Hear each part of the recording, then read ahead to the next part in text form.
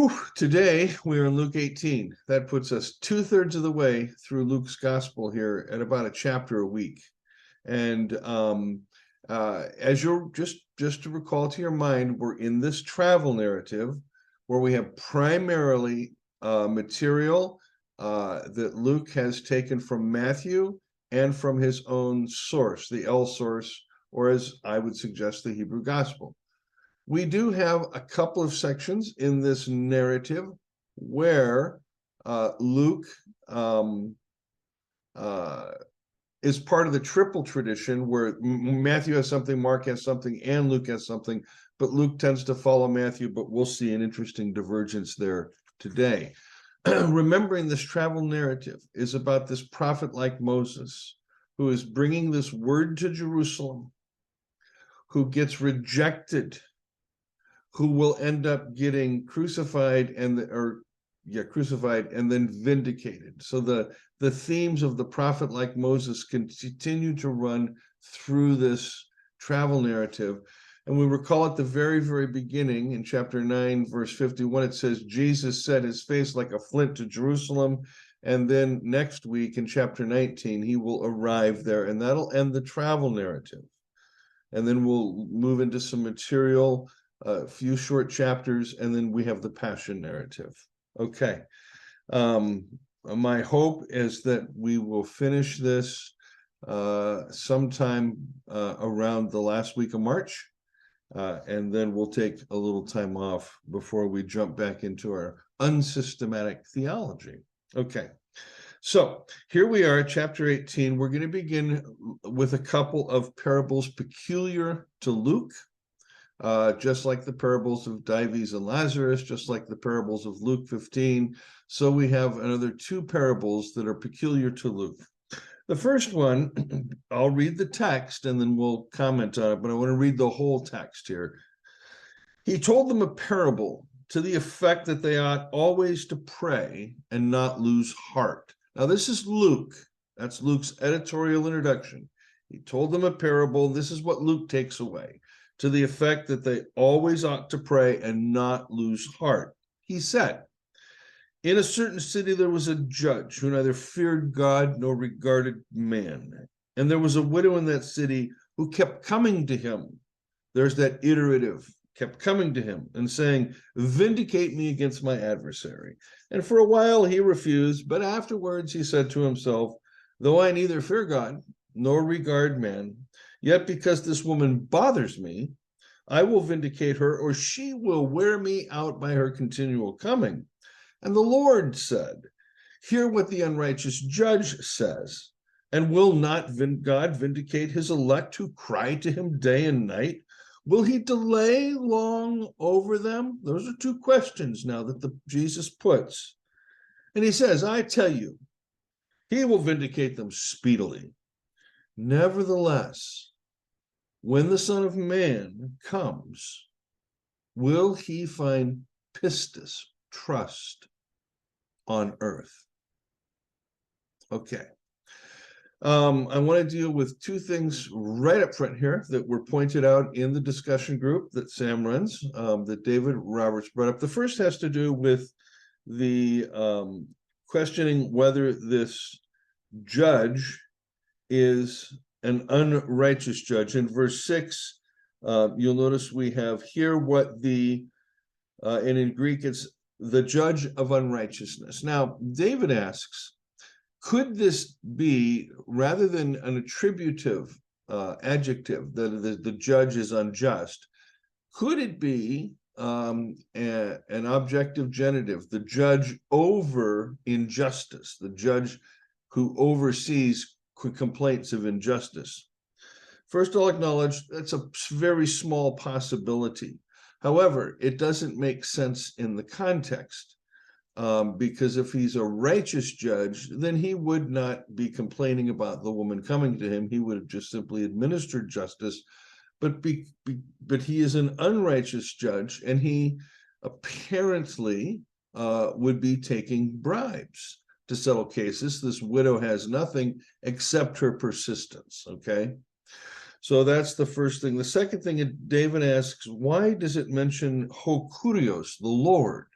in verse 6 when Hokurios is not used very often of Jesus in the Gospels.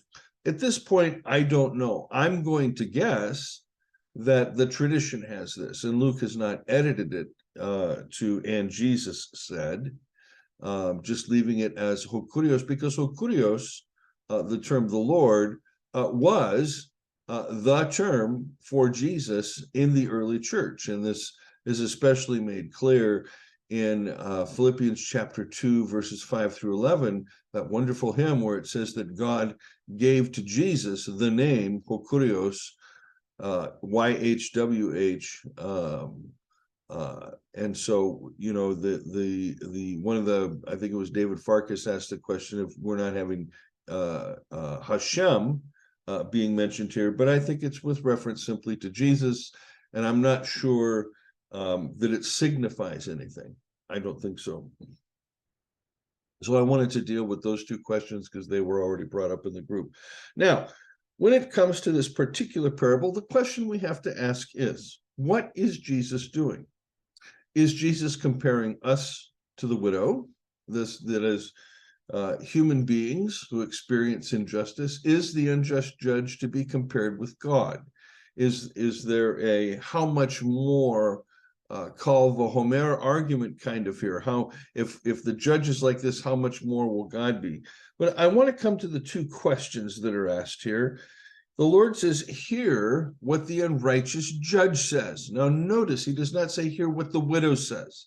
The emphasis for Jesus in this text is not on the widow or her persistence, like the guy at midnight knocking on the door, which we already saw has to do more with the neighbor's honor than it does with the guy's persistence. Here, this is a judge who has no honor. He doesn't care, but he gives in.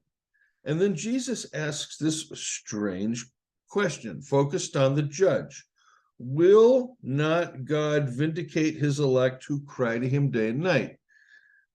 If you're part of the audience, your answer to that question is going to be yes. Because you have in your tradition texts that move in that direction. And I want to give you one text in particular that is noted by the scholars on the parables, and that comes from the book of Sirach, chapter 35, verses 14 to 25. So if you have an apocrypha, you'll want to go to the book of Sirach, chapter 35, verses 14 to 21. Listen very carefully to this text. Do not offer the judge a bribe. He will not accept it. And do not rely on a dishonest sacrifice, for the Lord is judge. And with him there is no partiality. He will not show partiality to the poor, but he will listen to the prayer of one who is wronged. He will not ignore the supplication of the orphan or the widow when she pours out her complaint. Do not the tears of the widow run down her cheek as she cries out against the one who causes them to fall? The one whose service is pleasing to the Lord will be accepted, and his prayer will reach to the clouds. The prayer of the humble pierces the clouds, and it will not rest until it reaches its goal. It will not desist until the Most High responds and does justice for the righteous and executes judgment. Indeed, the Lord will not delay, and like a warrior will not be patient until he crushes the loins of the unmerciful and repays vengeance, ekdikasin, that's the word that's used here for injustice, ekdikasin, or vindication, on the nations, and till he destroys the multitudes of the insolent, breaks the scepters of the unrighteous, repays mortals according to their deeds, and the works of all according to their thoughts, until he judges the case of his people and makes them rejoice in his mercy. Here's the takeaways from this, and a couple of them are linguistic. Notice, hear what the unrighteous judge says. And will not God vindicate his elect who cry to him day and night? Right out of this passage in Sirach is the language of a widow. Right out of the language of this passage are those who cry day and night. Right out of this passage is the question of will the Lord respond? And the answer is indeed, the Lord will not delay. Okay, same phrase that's used here. And notice this. This will he delay long over them? It's the same in Greek here in Luke as it is over in the Sirach text on the phrase, and like a warrior will not be patient until he crushes the loins of the merciful. So in other words, anybody hearing Jesus doing this parable is going to have in the back of their mind this little story or text from Sirach. Okay, it certainly would have been a popular text amongst the poor. And the question is, will not God vindicate his elect who cry out to him day and night?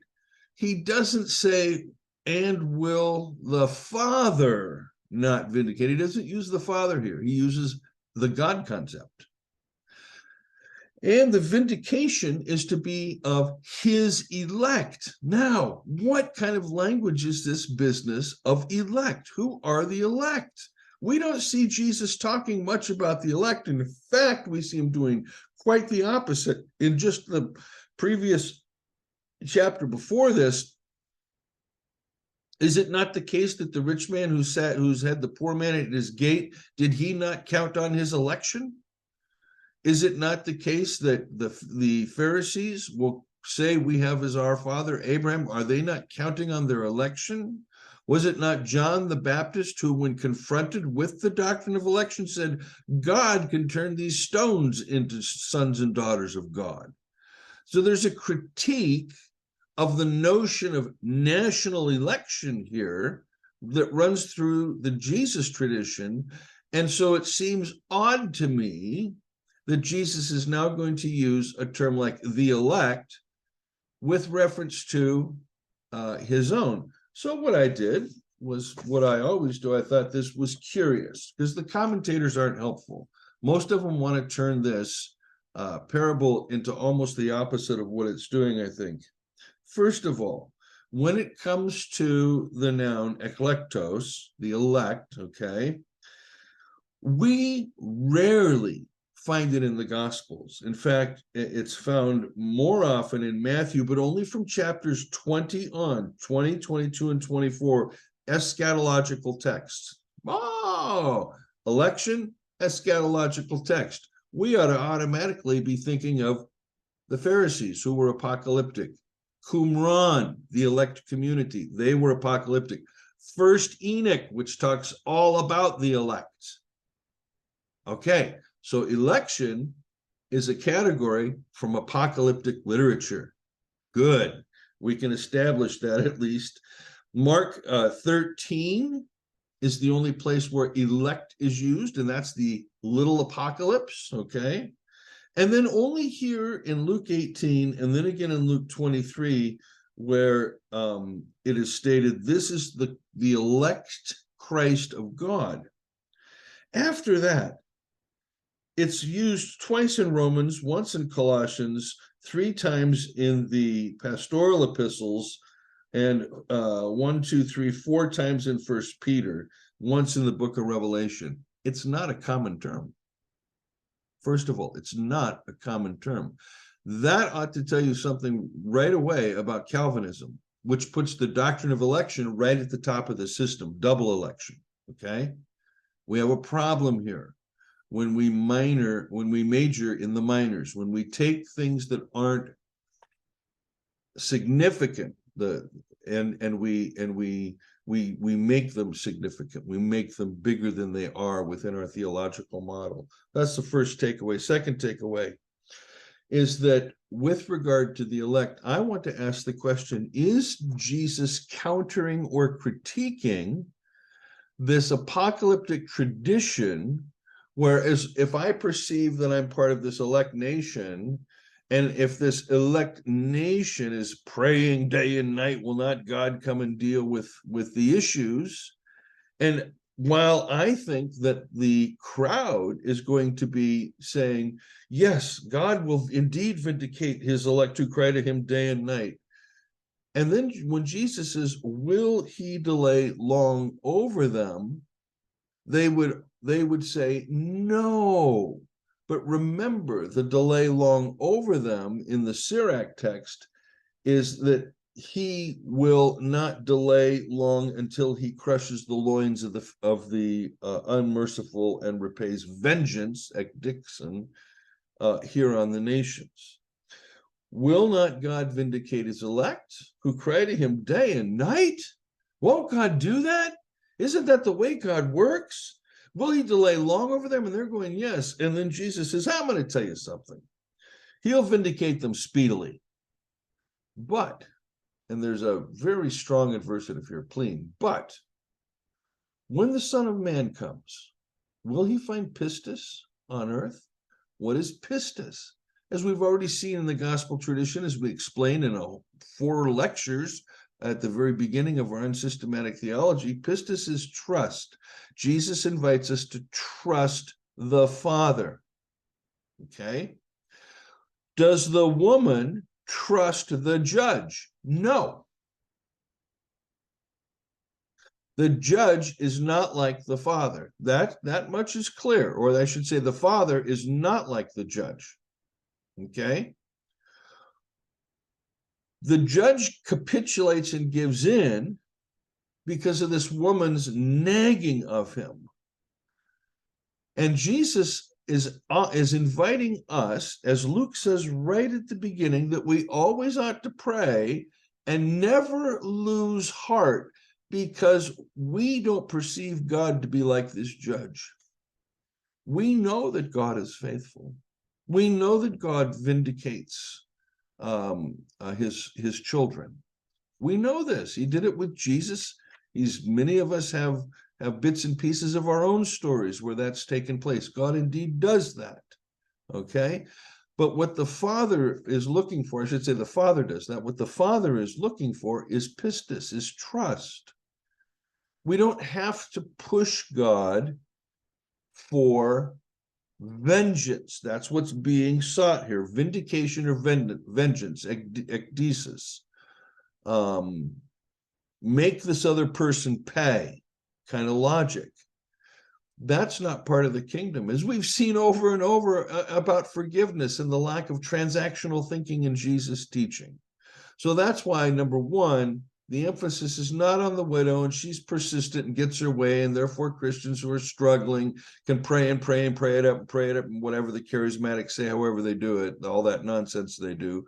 And it is also the case that in the Gospel of Matthew, and whether this is Matthean redaction or not in the Sermon on the Mount, don't know, don't care right now, Matthew's Jesus says, when you pray, don't babble on and on and on like the Gentiles. And the Lord's Prayer itself as a prayer is very short. Prayer is not meant to be something we sit and do for hours and days at a time as a religious exercise, my friends. Prayer, I would say, and this is not in the text, are those conversations that arise from our heart to the Father. And they can happen all throughout the day, but they are not, how do I say this? There aren't these formal times, I guess is what I'm trying to say. God is not like the unjust judge. Then we come to the second parable, the Pharisee and the publican. Again, what appears to be a very simple parable also turns everything on its head. Look at the language that is so similar to the previous parable. We are dealing in verse 14 with one who went down to his house justified or vindicated. We're now contrasting a Pharisee who stands up and prays, Lord, I'm glad I'm not like other people. I don't extort. I'm not unjust. I do the right things. I'm not an adulterer. In fact, and then he looks over and he goes, I'm not even like this tax collector. I fast twice a week and I give tithes of all I get. I'm just glad I'm me. Life is good. Tax collector standing far off wouldn't even lift his eyes to heaven, beat his breast, saying, God, be merciful to me, a sinner. Now, anybody in the audience is going to be thinking of that these two men, the one that God is going to elect, the one that God is going to approve, the one that God is going to rectify, is going to be the Pharisee, because he does the things that he should do and he doesn't do the things that he shouldn't do. He follows the Torah. He's a good man.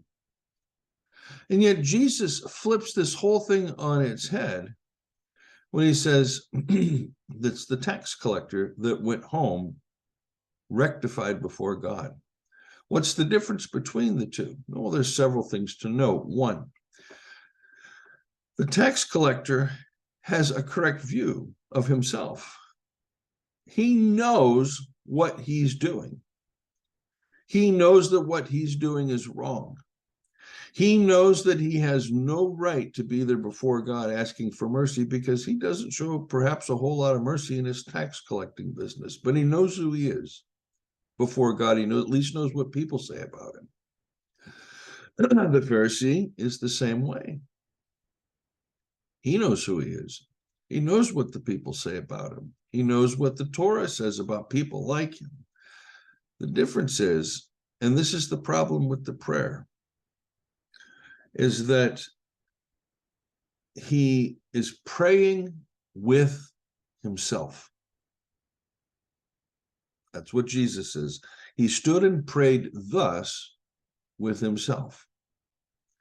He stood there justifying himself before himself, and his fatal mistake was to look over at this tax collector and be grateful that he wasn't like that tax collector. That's false. As we know from Jesus' denunciation of the Pharisees in the gospel tradition, he certainly perceived them as hypocrites and whitewashed tombs. And it's the same thing today with religious authorities and religious figures who go about prancing around the church with their holiness codes and their litmus tests and everything else, deciding who's in and who's out, who's chosen and who's not chosen, who belongs and who doesn't belong. They're the ones that will end up not being rectified before God. They're the ones that will stand before the Lord, and he will say, man, I know you cast out demons in my name, but I don't recognize you. So this parable ends with everyone who exalts himself will be humbled, and everyone who humbles himself will be exalted. And we're not that far removed in the text from chapter 17, where Jesus talked about being servants. And when we've done all that the Lord has commanded us to do, we don't have the right to brag. We have no bragging rights. There's no hierarchy in the kingdom.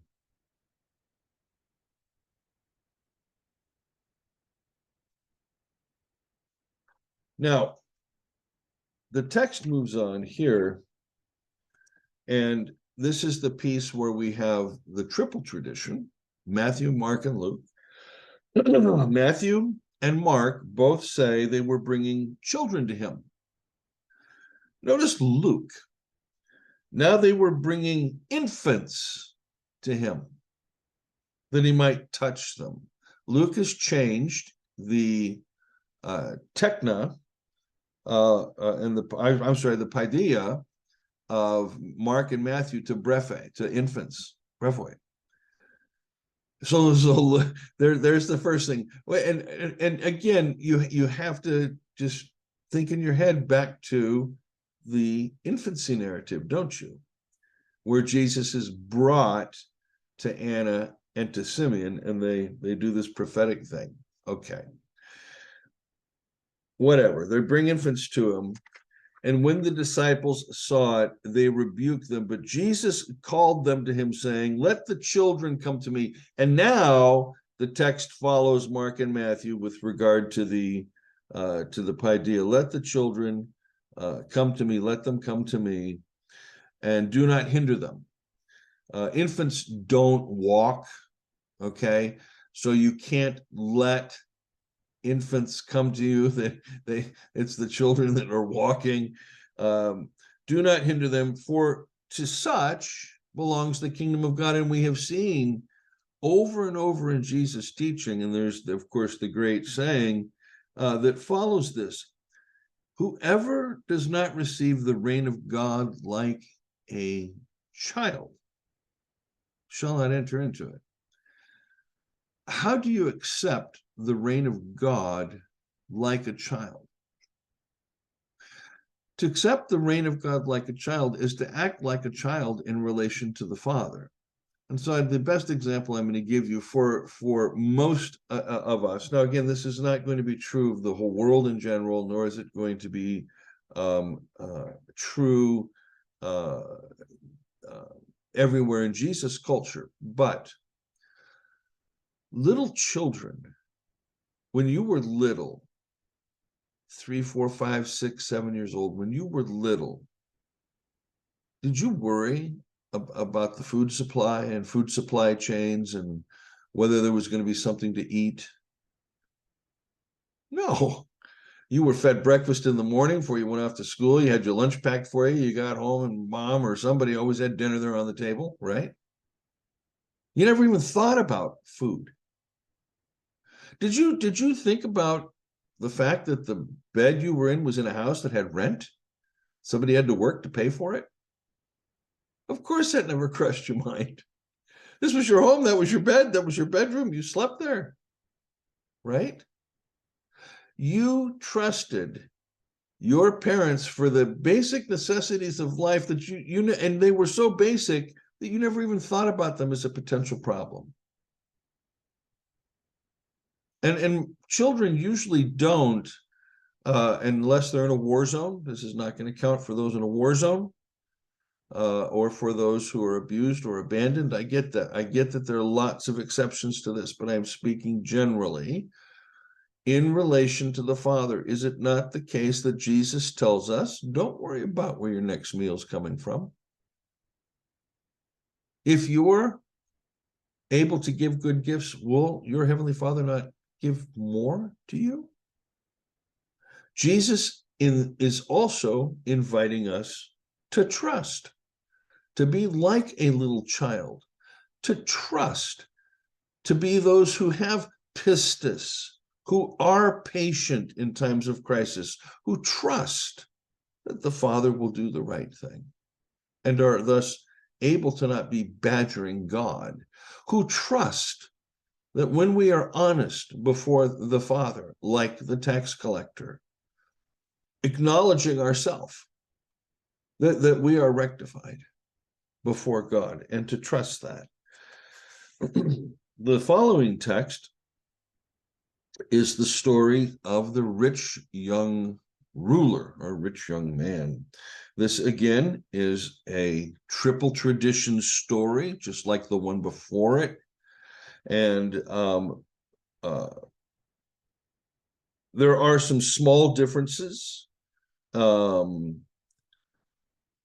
in the text as you look in a synopsis between Matthew, Mark, and Luke. They're not so significant that I have to make too much commentary on them, but I would read from Luke. A ruler asked him, "Good teacher, what shall I do to inherit eternal life?" And Jesus turns around and says, "Why do you call me good? What's the valuation? What's the standard here? Why do you call me good? No one is good but God alone." Oh, all right. Now,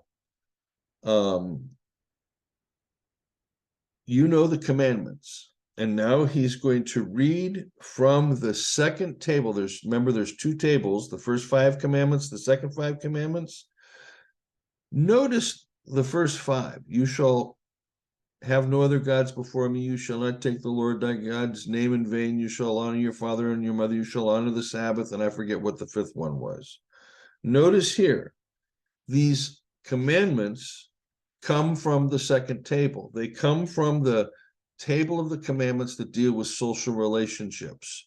So in other words, Jesus says to the rich young ruler, it's not the commandments about you and your relationship with God that are important. It's the ones you do in relation to your neighbor that are important. Okay. The guy says, Lord, since I've been bar mitzvahed, I've observed these commandments. I haven't killed anyone. I haven't committed adultery. I haven't borne false witness. I haven't done any of these things. I've kept the commandments. Is that enough? And Jesus says, one thing you still lack. You sell all that you have and distribute it to the poor, and you'll have treasure in heaven. And come, follow me. This is an invitation to discipleship. This is a fellow who wants to inherit eternal life. He's asking Jesus, he's trying to cover his bases, make sure he's got all the commandments sussed out. He's doing well. He comes to Jesus. He says, I've done all the right things and I haven't done the bad things. What do I need to do now? And Jesus says, what's holding you back is everything you own. Get rid of that. Give it to the poor. Come follow me. Because with Jesus is obviously the reign of God in Luke. But this guy is very sad, for he was very rich. Now, in the next chapter, we're going to run into the story of another rich man, a tax collector, no less, Zacchaeus. Okay? Zacchaeus voluntarily gives away half his possessions. And Jesus says, the reign of God has come to this house this day. The only reason I bring that up is there are those who would want to suggest that Jesus requires all rich people to sell everything they have. That is not the command there. And, you have to keep these stories of Jesus and his relationship to money in perspective. Jesus is not a Marxist. He's not a what we would call a capitalist either. For Jesus, money is simply a way of facilitating how to take care of the basic needs of life every day. That's all it is. Okay. For Jesus, money is not something to be saved, like the Herodians would, or the Sadducees would. It's meant to be distributed. Following this, we have Jesus looked at him and said, how hard it is for those who have riches to enter the kingdom of God.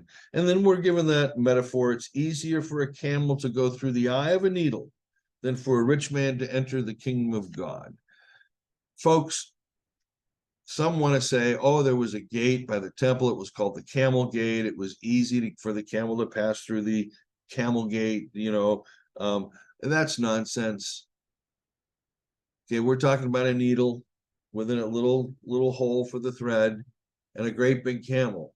And the reason we can suggest that is because the disciples then turn around and say, this is impossible.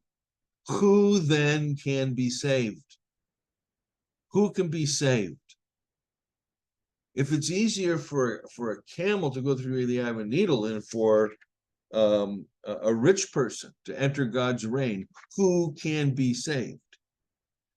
And Jesus says, what's impossible with men is possible with God. And we have, now just follow the logic here. We have Peter saying, lo, we have left our homes and followed you. And he said to them, truly I say to you,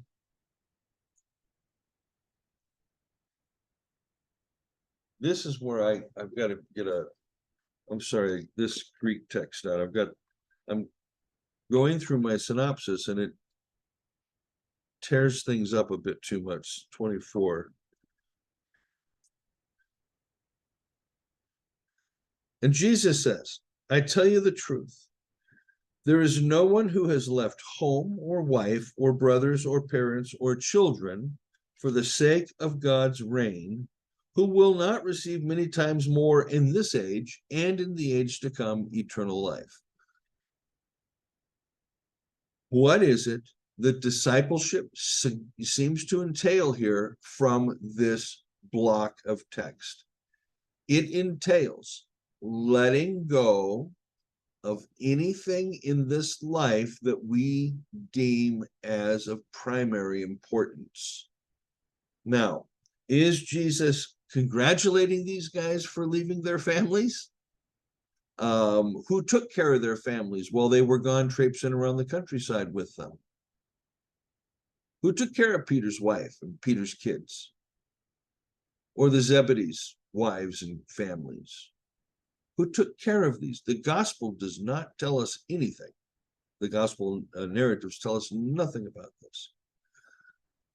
What this suggests is that in this life, in this world, we become fixated upon those things that we think are given as gifts from God, like at the end of the book of Job, wealth, riches, family,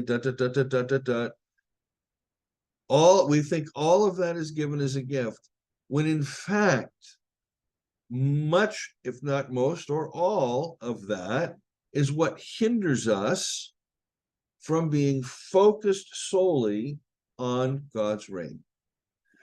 None of this can be answered generally. It can only ever be answered existentially on a person-by-person basis. Nobody can tell anybody else how much money of theirs they have to give away.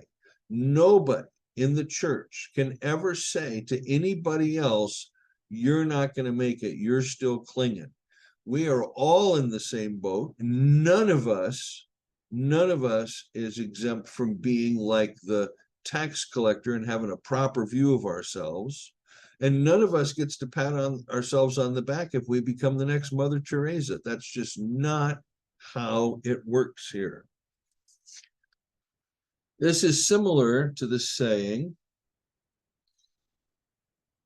unless anyone doesn't hate his father, mother, brother, sister, and as we've already seen, Aramaic doesn't have the verb to prefer, according to Jeremias.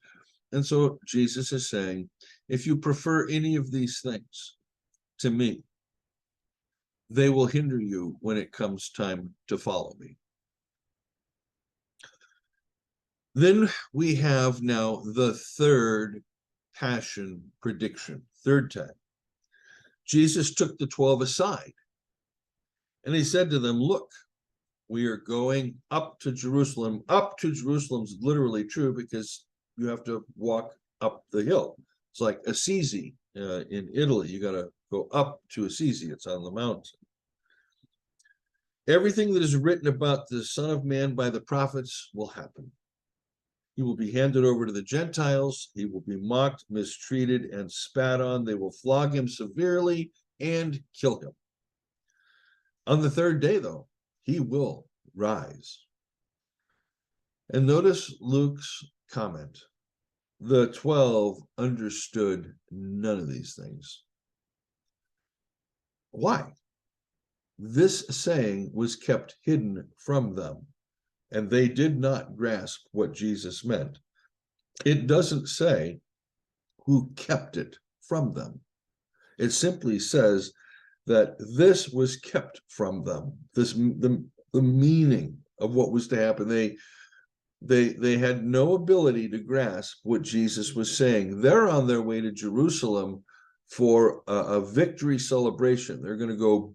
They're on their way in their heads. They're on their way to the Holy War. They're on their way to conquer. Jesus knows better. And so he sets them up again for the third time, but again, they don't get it. We'll be reminded of this, verse 34, later in chapter 24 in the Emmaus episode, where the disciples walking on the road to Emmaus don't recognize Jesus, and now he has to, as the risen Lord, interpret for them. Finally, we come to the last text here in 18, And the chapter divisions I'm using are arbitrary because the story after this has to do specifically with Zacchaeus, the story I mentioned already. But since we're just going chapter by chapter, we'll end with this one. Jesus approaches Jericho. There's a blind man on the road. Now, if you have a synopsis, you're looking at this in Matthew, there are two blind men. Remember, Matthew likes to double things up. Okay, so you have two donkeys at the Jesus sits on both donkeys at once as he's entering Jerusalem. Matthew has two blind guys, but Mark and Luke just the one. And he heard a crowd and he asked, "What's going on?" And they said, "Jesus of Nazareth is passing by." He's heard about this Jesus. He calls him Son of David. Jesus, Son of David, have mercy on me. It's the only time this is used here. This title is used. Jesus, Son of David, have mercy on me. And those who were in front scolded him to be quiet.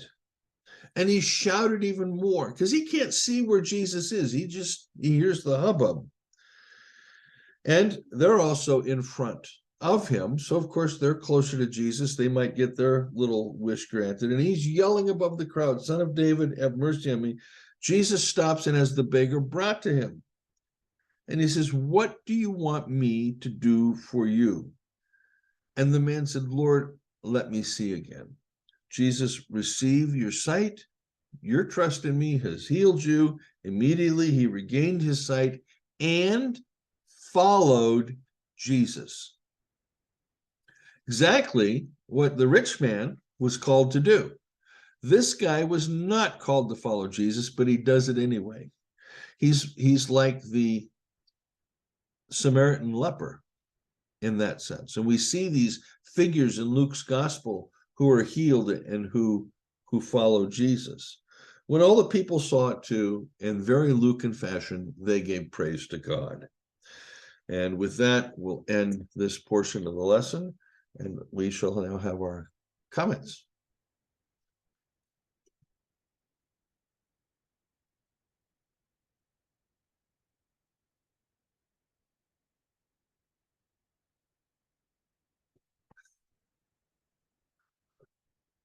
Here, I'll press pause for a second while you guys think. Okay, it's back on. So what do you guys? One thing I see is that blind beggar, he had nothing. He had nothing to leave. I mean, he probably had the shirt on his back and that was about it, and his mat. That was it. That's Not like the rich man that had all the riches. right. Well, I like the distinction you made between the Nicodemus giving half and Not Nicodemus. not Nicodemus. Zacchaeus. Zacchaeus, thank you. And this guy. And I wonder, we often go to that. I have to give up everything. I'm going to follow God. But really, that's a weakness in our faith if we jump to that conclusion. Exactly. It is. That's exactly right.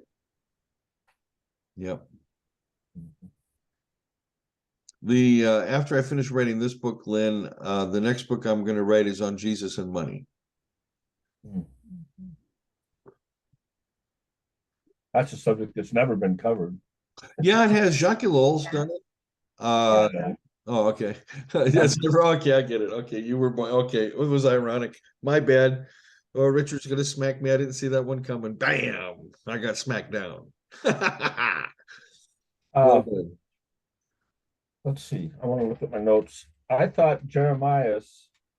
I was reading his section on this chapter, Mhm. and I thought that he said that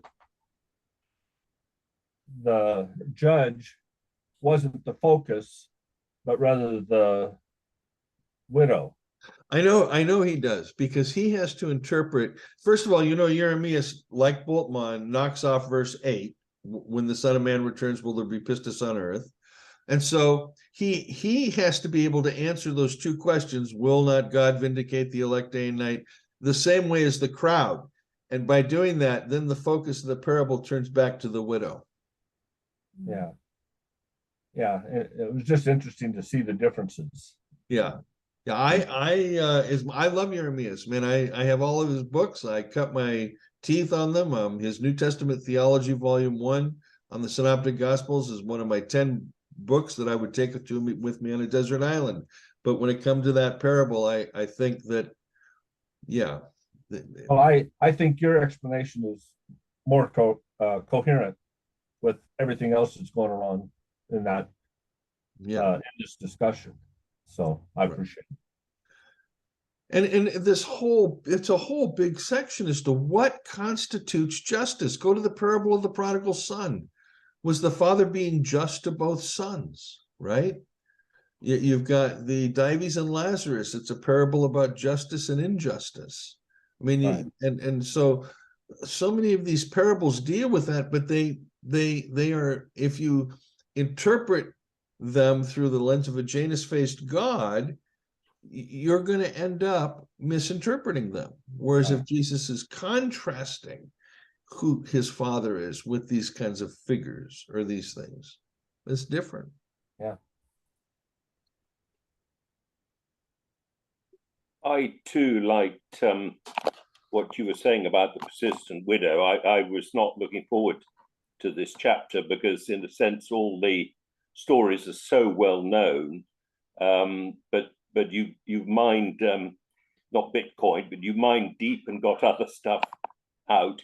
Just before, I wanted to unpack the persistent widow a bit more, but just on that very last point that Lynn mentions, I wonder if there is a split. I just raise it.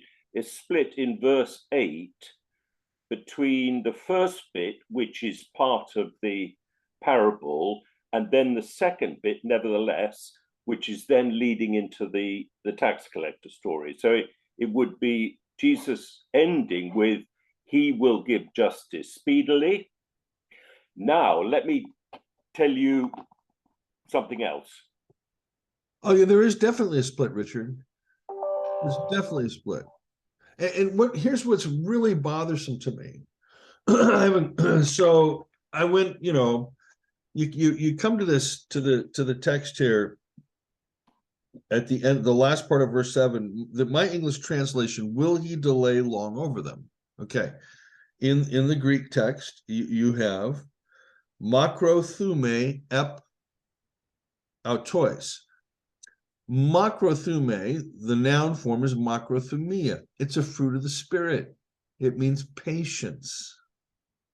Okay. Now, there's another word for patience in Greek, hupomene. Hupomene is to remain under. It has that sense of endurance, to be able to remain under pressure and get through it. That's hupomene. Makrothumia is more just letting time take its course, patience kind of thing, right? Yeah. So far. So the Greek text here, will he delay long? Will he delay long over them? Is will he not be patient with them? But we remember again that the text from Sirach has that phrase, "Ouda me makrothumese epautois," same Greek structure, and there it's translated will not be patient, as a warrior will not be patient until he crushes the loins of the unmerciful. I have to think here that, first of all, Jesus is asking a question that's related to their tradition. Second thing that bothers me is when you look at makrothumeo in your Bauer Gangritz lexicon, the first meaning is to remain tranquil while waiting, to have patience, just to wait in tranquility, okay? And we're given a number of examples, particularly from the apocryphal and pseudepigraphal literature. The second meaning is to bear up under provocation without complaint, to be forbearing. Okay, that's certainly not what the widow was, right? And then they give this third meaning. It says delay. Luke 18:7. It's a little textually uncertain and difficult to interpret.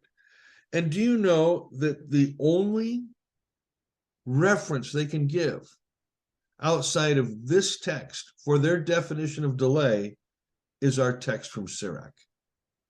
It's not used as a delay in regular Greek language. It's only used that way in Sirach. So I have to think that whereas in Sirach it says God will not delay bringing vengeance, here Jesus is saying, will not God vindicate his elect who cry to him day and night? Will he not? And then you have makothrumie epautus. Will he not be patient with them? Be with tranquility while they suffer? I don't know. The point is that there's none of that vengeance stuff here, even though the same phrase is used. So it seems to me, at any rate, that with the other Sirach text as the background of this particular parable, you're absolutely correct to note that once Jesus answers that question, I'll tell you what, he'll get there, he'll take care of him speedily. He's arguing, okay, so you're stuck in Sirach, that's where you're at. I have a question for you. When the true human returns, will he find pistis on earth? I think you're right. I think there is a split, and you can make a case for it. Yeah, so I'm just floating it, but so my point was that the faith on earth might relate back to verse 8 and back earlier, or it might be part of the introduction for verse 9 onwards. But yeah, I just raised that. But I liked what you were saying, and I just need to make sure I've got it clear, and maybe there'll be others who need it clear on this this widow business.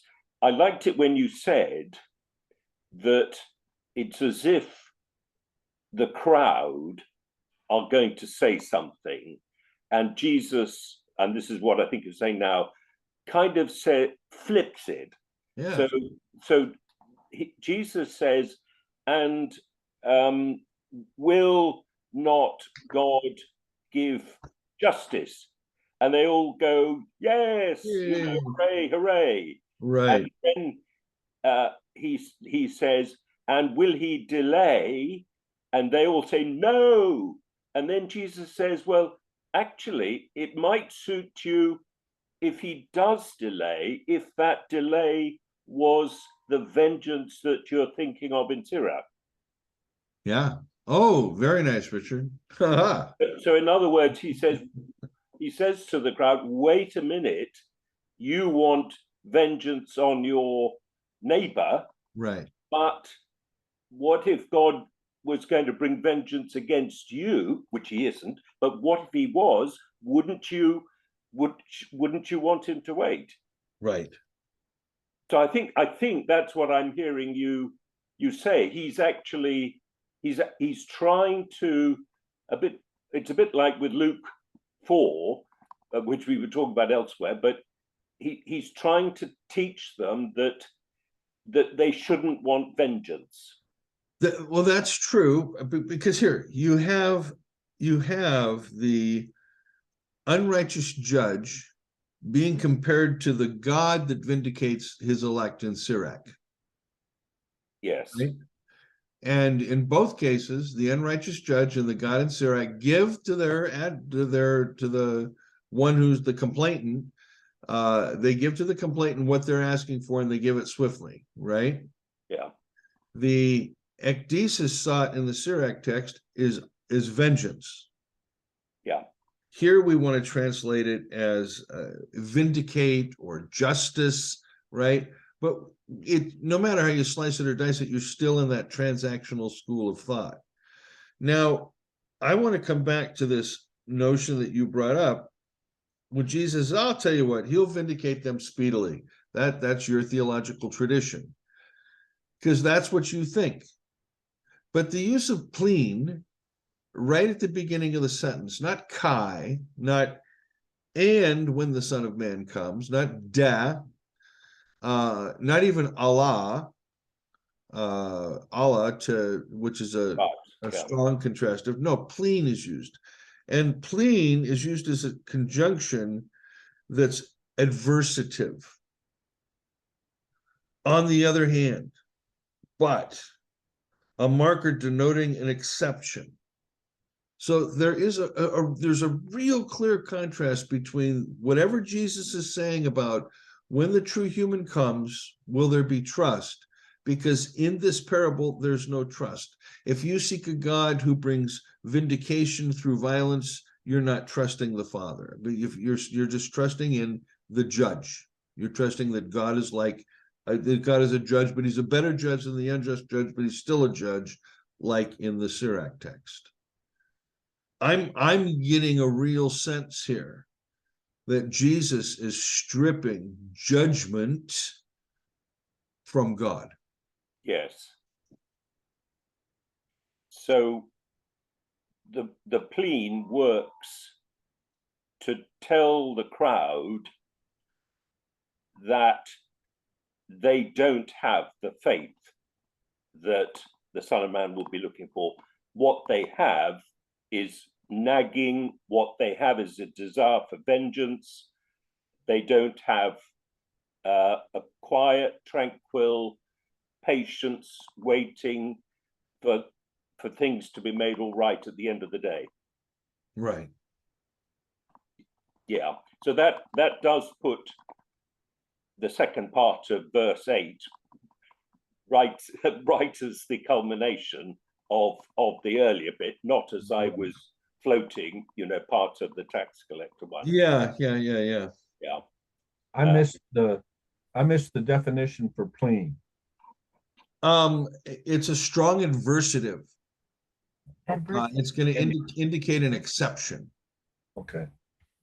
So it's almost like saying, but let me tell you this, that on the other hand, on the contrary, he will. Yeah. Thank you. This is a total aside. I need to go over to Philippians 3.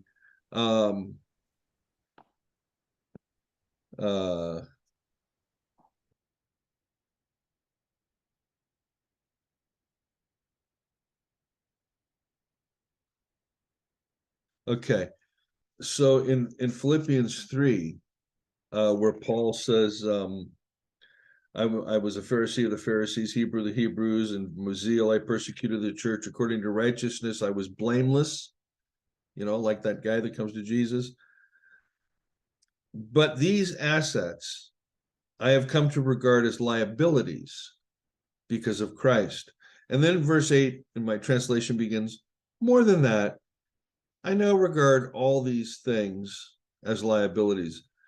Now, the Greek text, more than that, is 5 different conjunctions. Allah, men, un, ge, kai.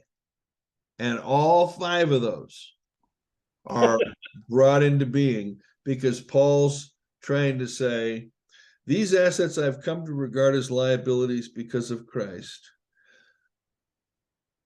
Holy shit, that I can't even compare apples to oranges here. I'm going to regard all things as liabilities. You see? Yeah. These conjunctions and become important, I think, for helping us.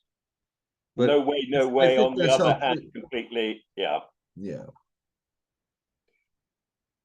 Now, so in fact, that actually what you've been saying throws some light on the unusual part of verse 6, where he says hokurios, because by doing that, he is leading them into the Sirach. story. Is he's really saying, and we've got this widow, that's Sirach, and in the Sirach text, I don't know what the word would be for the warrior or for the Lord, but Luke is putting into Jesus's mouth that sort of flag that helps the crowd down what's actually going to be the wrong alleyway for them. I would have to think in Sirach it's Hokurios. Yeah. So in other words, it's there to reinforce the crowd's thinking along the lines of Sirach, which Jesus is going to flip right at the end. Mm-hmm.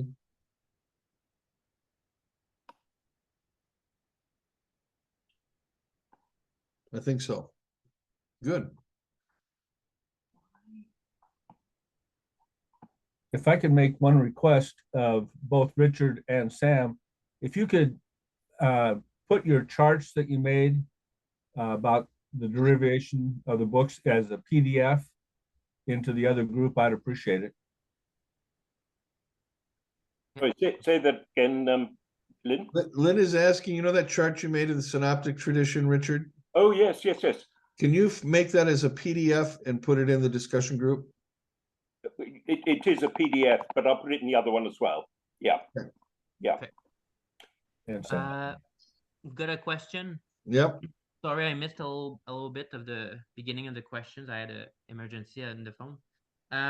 Can you just reiterate what's the difference between when you say rectification, like in the parable of the Pharisee and tax collector, between like rectification versus like the common word justification, which is usually charged with legal sense? Could you just re-explain a little bit what the difference that you see in it? And also in the same question, do you think that the justify is the same use as when Paul uses it when he talks about justification or rectification, or would it be a bit different?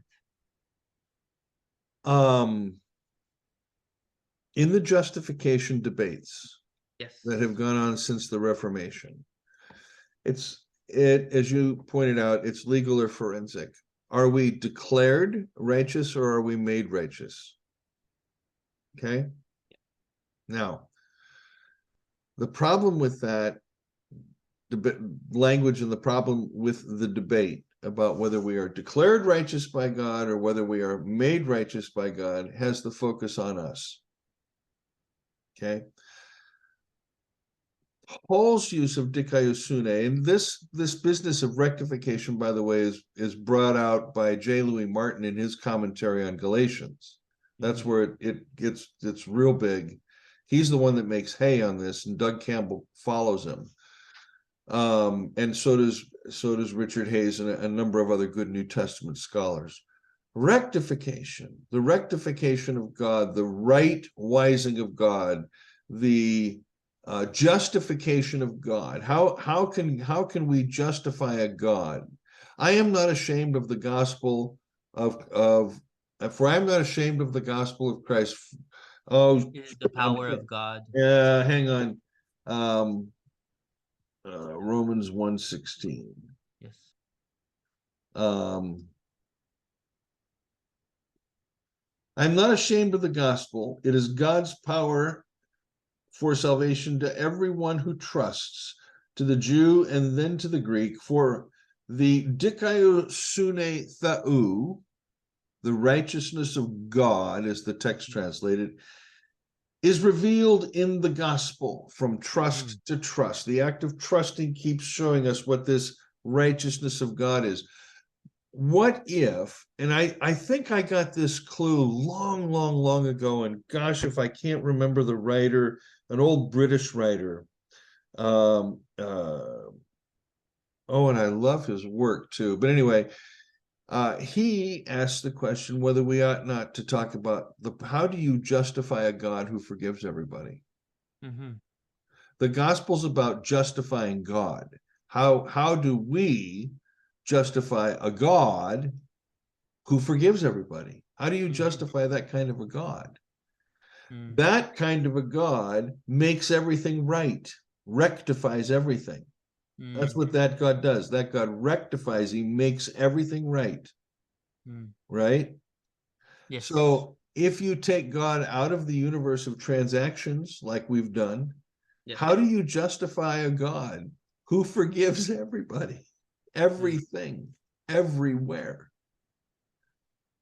When all of our gods are just, how is a merciful God just? Mm,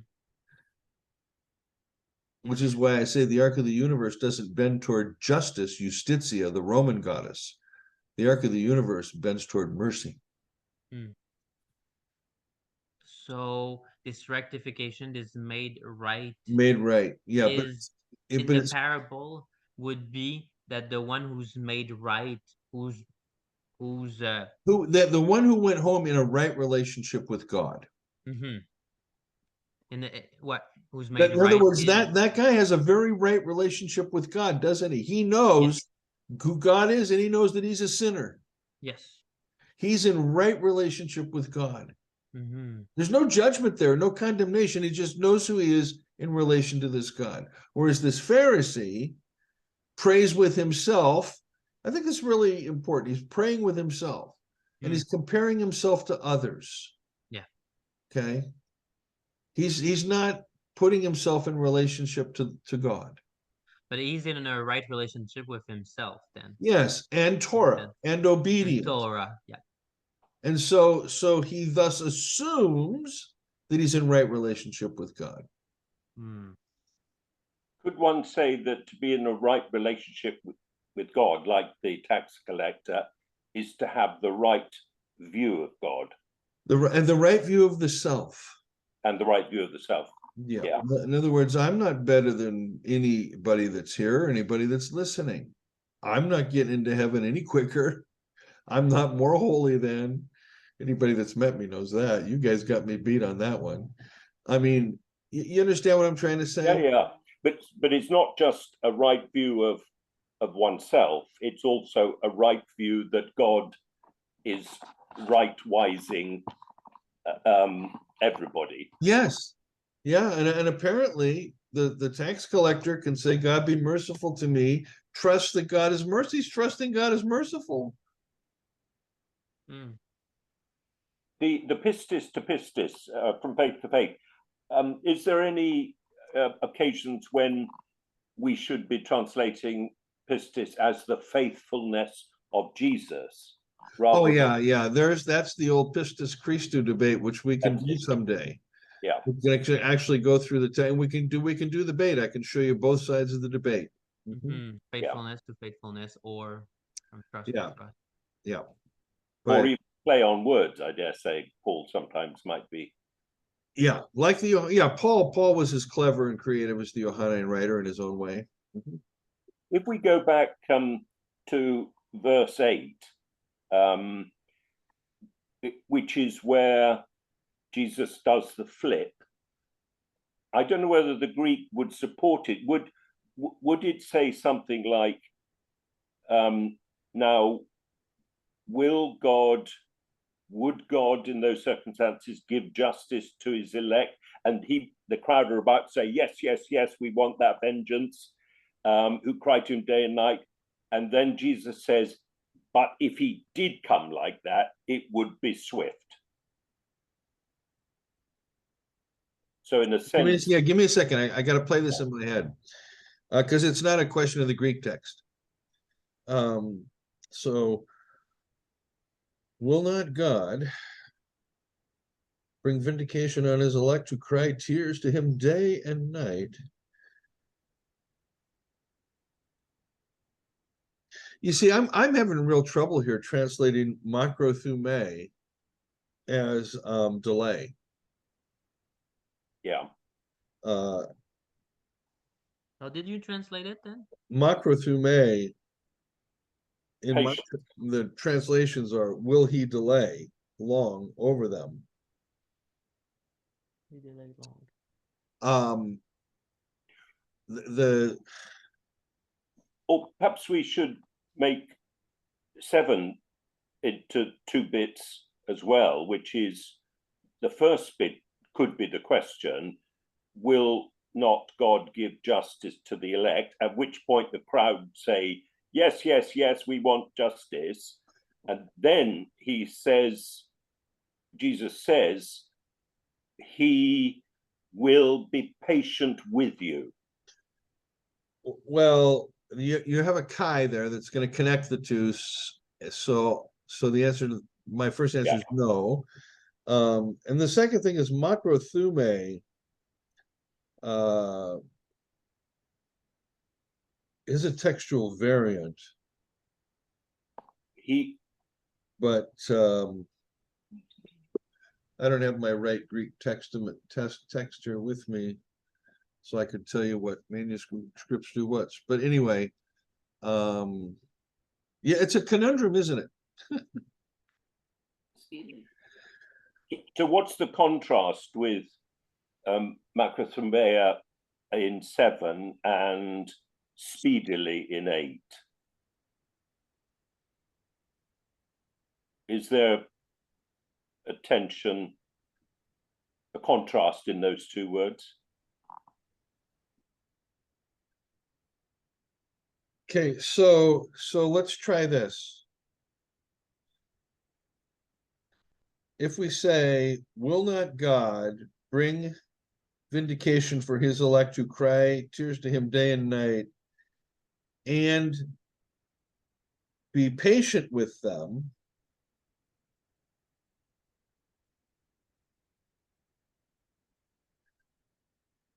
Yeah, see, I don't know. There again, here's what I can't get away from. This linguistic matching, which goes over to this whole story here in Sirach.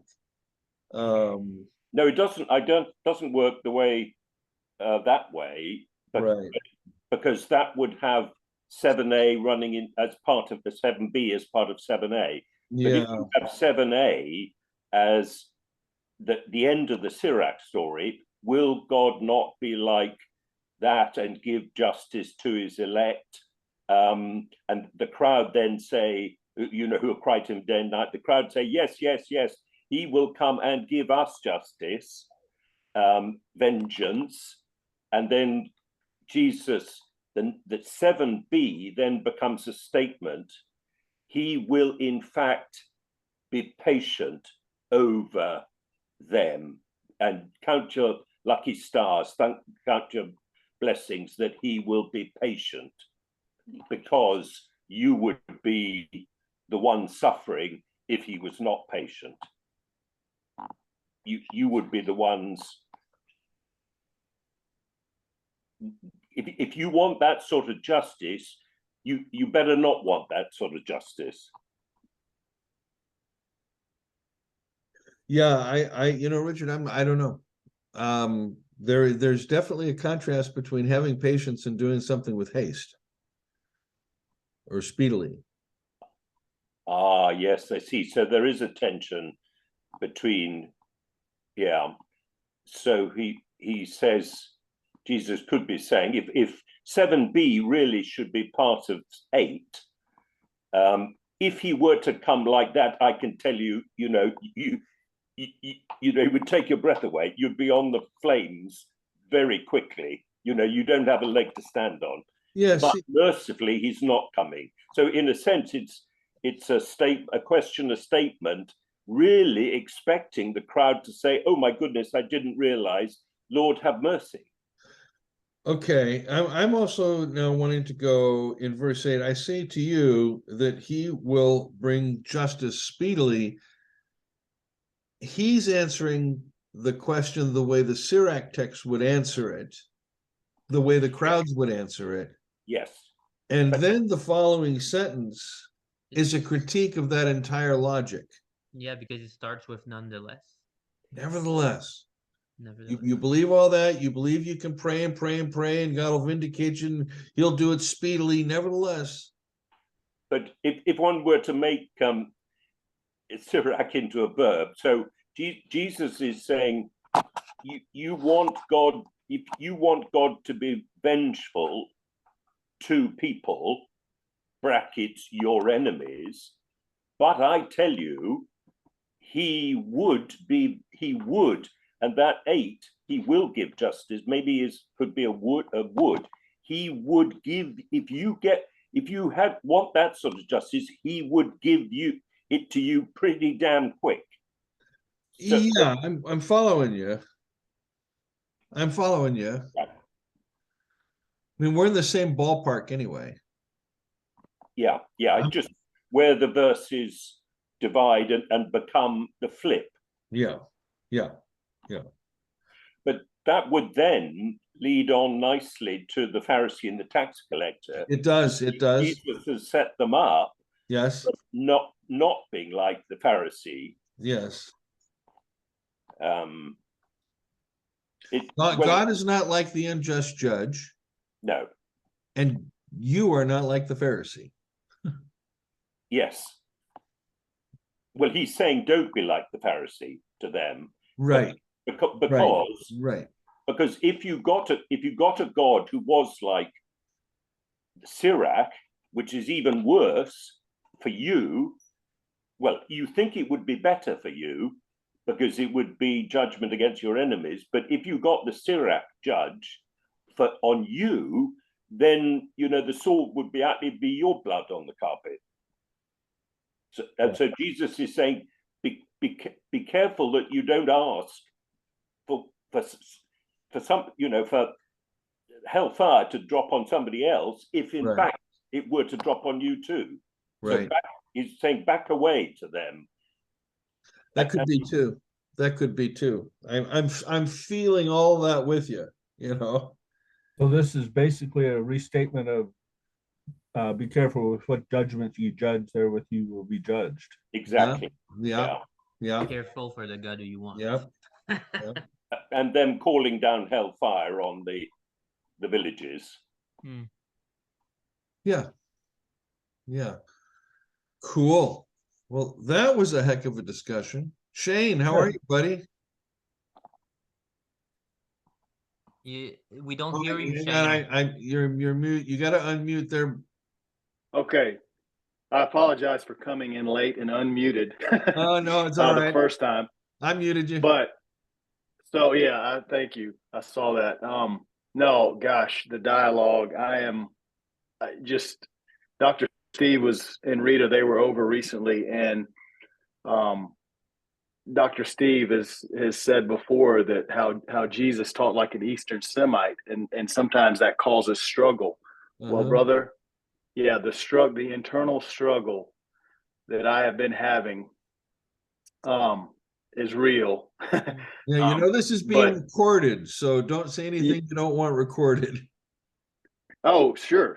Okay. No. I mean, hopefully this is all, just correct me if I'm wrong, if I say anything wrong or out of line, but I'm just saying that you can say anything you want. I just want you to know it's being recorded. Okay. I'm just saying, man, just the Lord has spoken today, and the pistis, the patience, the rectification, everything, all the dialogue. It's like Father is speaking and putting a rest, kind of a silence to the struggle, So you and Steve bounce off each other so well to me. And I've already told Steve I see him and I doing stuff together in the future. It will be fun. Oh God, yeah. So just reading anyway. Sorry to interject so long. That's all right. It's just man, the timing, impeccable timing of Father, and what I needed to hear. So Again, apologize for hopping on late and unmuted, but thank y'all. All good, brother. Welcome to the classroom. Thank you. All right. Next week we're at 3 p.m. Just so you know, we go noon, 3 p.m., noon, 3 p.m., noon, 3 p.m. Because we need to accommodate our British colleagues. All right, guys. Well, listen, let me thank you very much for joining me today. I'll get this into the group ASAP. I can stop.